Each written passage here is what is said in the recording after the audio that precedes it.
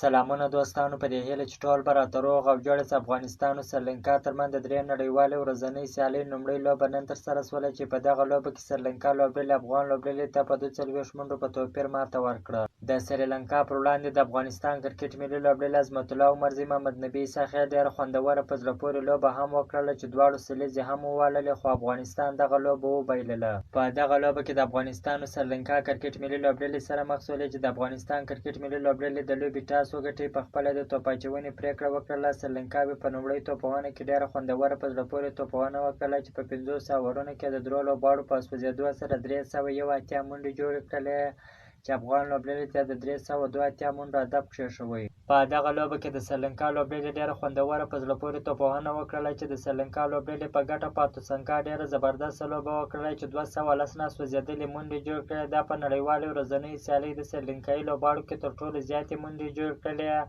او داسې بل لوبغاړي بیا 88 منډې جوړې کړلې.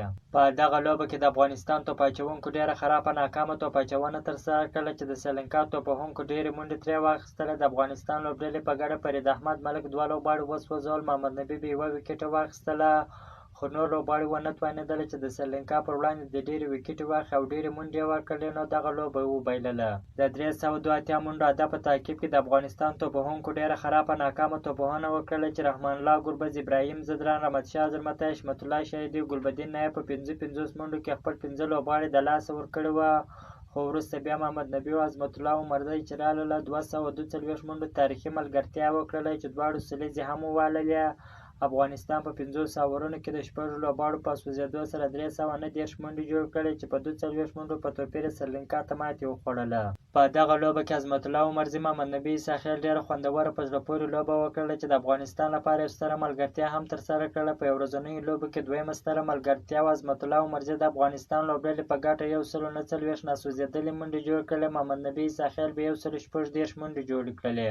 د سریلانکا پر وړاندې په لومړۍ 50 اوریزه لوبه کې د افغانستان پهلیز توپ وهونکي مکمله ناکامه شول. رحمان الله ګربز، ابراهیم ځدران، احمدشاه زرمتی، حشمت الله شهیدي، ګلبدین نایب چې په 55 منډو کې خپل 15 لوبغاړي د لاسه ورکړي وه.